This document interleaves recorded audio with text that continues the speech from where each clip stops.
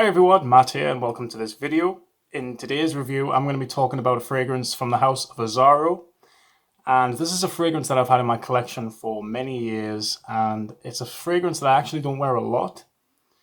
So it's a fragrance that I've had in my collection, I don't wear it a lot. Is it really worth doing a review on? I think so. The fragrance that I'm going to be reviewing is Azzaro Pour Homme L'Eau. So this fragrance came out in 2011. Don't know who the perfumer is, but this is an incredible fragrance. I love it very much. Like I said, I don't wear it a lot. I've probably got about 70% of the juice left. So this fragrance, what is it classed as? Well, this is an aromatic fougere. It has some awesome notes. I'm going to read the notes out for you guys in a minute. But got the dry down in there. We're going to spray it again right now just to show you. I even have a 50ml here of the original Azzaro Pour Homme. I have literally halfway through of this fragrance, maybe about 45% of the juice left. I've had this bottle for maybe about 5 years now. I got this from the department store House of Fraser, and I paid literally about £25 for this bottle, which is actually maybe considered quite high considering this isn't a very expensive fragrance anyway, but doesn't mean it's bad. This is actually an incredible fragrance. It came out in 1978, was created by Gerard Anthony and Richard Wirtz. So this is a fragrance that really does have a history to it. It's known as one of the best in its genre. An aromatic woody, this one.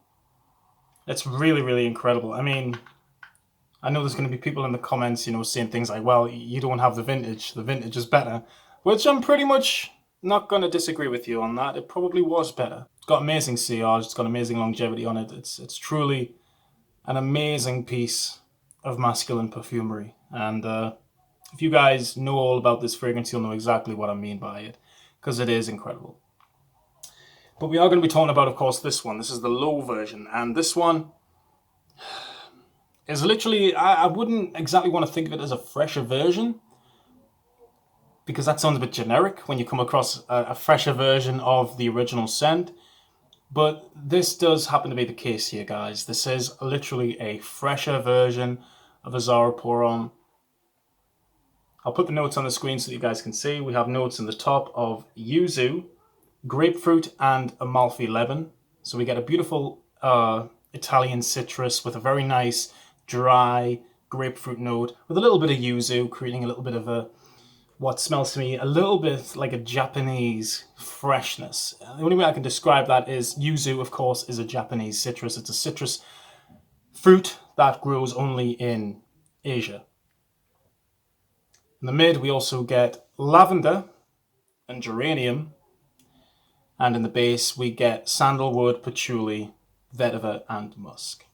So it's a pretty basic note breakdown. There isn't any notes that really, stand out. There isn't like any new notes or anything. There's a lot of traditional notes in here, basically. And what I really do get straight away is I definitely get the citrus. I mean, it's pretty obvious that the citrus is going to be very strong from the first spray. And in this fragrance, it is no doubt. It's a very potent, very dry citrus.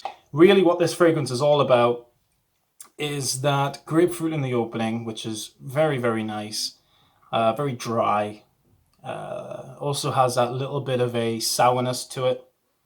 And the lavender itself is absolutely gorgeous too. And I never really used to like lavender, but I've grown a bit of I've actually developed a bit of an appreciation for it as time's gone on. There's a lot of fragrances that actually feature the note of lavender, and the lavender comes across very well in some of those fragrances, and this is an example too. The lavender in this is beautiful. It's just very, very nice. There's definitely nothing pushy about the fragrance. It's not like just a bold fragrance that just sticks straight in your face when you spray it. It does develop over time. It's very, very nice indeed, and it apparently gets compared to YSL's Rive Gauche Pour Homme, which I have smelled very vaguely, and I suppose there is a little bit of a similarity there, but it's not a complete clone or anything. I would say this fragrance is definitely in the same vein as L'Eau de Issy by Issey Miyake. And it even has a little bit of an Eau Pour Homme vibe with from Giorgio Armani, the 1984 bottle, or the 1984 fragrance, I should say. That it has a little bit of a similarity to that too.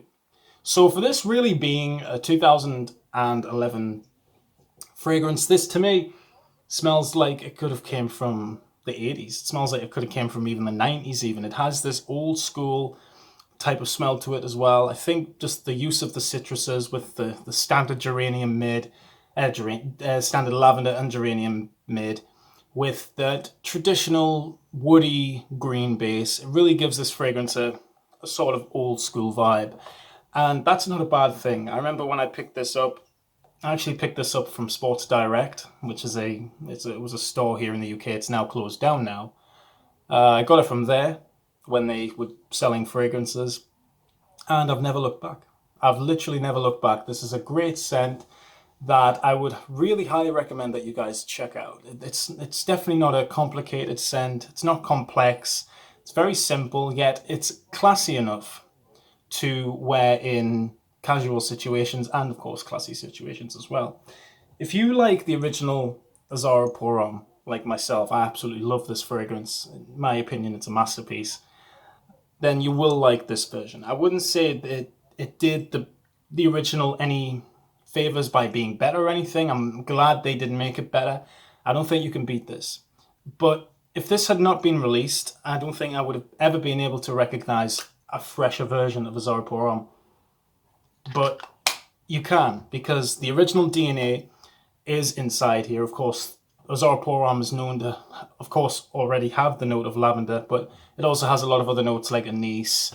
I'm sure it even has ambergris. So it is more of an animalic scent, if anything. I think it's even got leather in there as well. So very, very old school scent, as you can imagine. This one is a more revamped, fresher version. I would definitely say this one is a little bit easier to wear, especially in nowadays. But yeah, I mean, it's still an incredible fragrance. I mean, it's 11 years old as well. I mean, it came out in 2011, so we're now in 2022. So it's been around the block, and I think you can still buy this fragrance. I don't think it's discontinued. You can still definitely buy this fragrance. I would highly recommend it. It's a nice scent to add into anyone's collection, I think. Now, let's talk about the longevity and the sillage. Now, the longevity for this, it isn't amazing, but it isn't exactly bad either. I get about 5 to 6 hours, maybe 7 at a push, depending on what kind of day it is. It doesn't last, like I said, as long as most fragrances. I would say the original lasts a good 7 to 8, so this one has a bit of a more pushy longevity, whereas the low 5 to 6 hours, which makes sense. It's a low version, it's a lighter version, it's a fresher version as well, so you can't expect too much longevity from this. But yeah, it's a very nice fragrance, and I would highly recommend. Couldn't even get my words out there, guys. I would highly recommend that each and every one of you check this out. It's like I said, it's worth having in your collection. Very nice citrusy notes, lovely lavender note, and just some lovely greens in there as well, and lovely wood elements. It's lovely. So I'm going to wear this today.